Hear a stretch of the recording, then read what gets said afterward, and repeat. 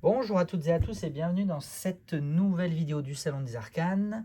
J'enchaîne un tarot, un oracle, un tarot, un oracle. Et donc là, nous sommes sur le Serenity Oracle, qui est également, comme les oracles précédents, qui est un petit Lenormand enrichi de 8 cartes supplémentaires. Je vais finir par les connaître par cœur. Attention, petit test. La boîte de Pandore, l'escargot, la lampe magique. Je sais qu'on a aussi un sablier, une arche, il m'en manque 3. Sablier, arche, qu'est-ce qu'on a d'autre? Bon, je sais plus, et puis je vais pas vous faire patienter non plus trop longtemps. Le ballon, bien sûr, le ballon dirigeable. Et le trou de la serrure, l'île et le sablier. J'en avais oublié 4 en fait. Qu'est-ce que j'avais fait? 1, 2, 3, 4. Eh ben oui, j'avais dû en oublier 4, je sais plus. Bon, peu importe. Du coup, ouais, je sais plus compter. C'est la fin de la journée, écoutez, vous me pardonnerez. Mais en tout cas, vous retrouvez tout ça dans le petit livret avec quelques mots-clés, quelques explications pour chaque carte. La boîte, comme d'habitude, c'est une boîte en dur qui s'ouvre par le haut, voilà, tout simplement. Elle contient les cartes.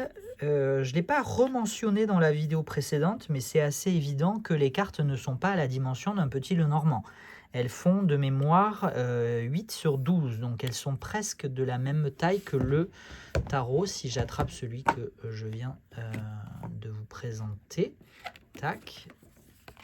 Vous voyez, on a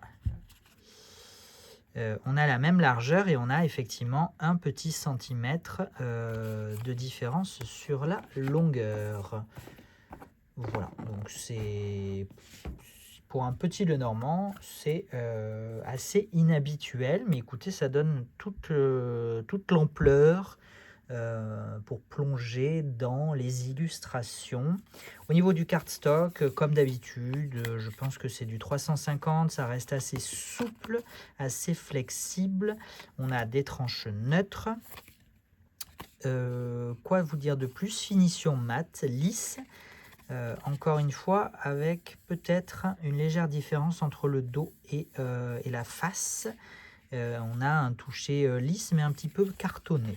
Voilà, bah écoutez, je vous les passe aussi dans l'ordre inverse, puisque manifestement c'est l'ordre de rangement de Taroko.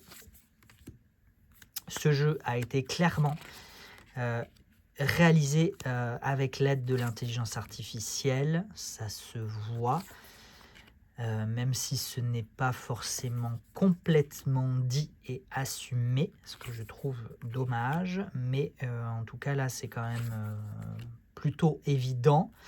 Je vous renvoie à l'introduction générale dans la vidéo sur le Indie Tarot et à la fiche produit, aux fiches produits dans lesquelles j'ai retranscrit, j'ai copié-collé la réponse de Taroko Studio quand je leur ai posé la question sur l'utilisation de l'intelligence artificielle. La réponse est positive mais nuancée, en m'expliquant que la conception des cartes n'est pas faite avec l'intelligence artificielle, mais que l'intelligence artificielle est utilisée comme un outil technique pour agencer, uniformiser, etc., les cartes. Voilà, ça reste assez vague, je vous le confesse. Ou je vous l'accorde, parce que je n'ai rien à confesser.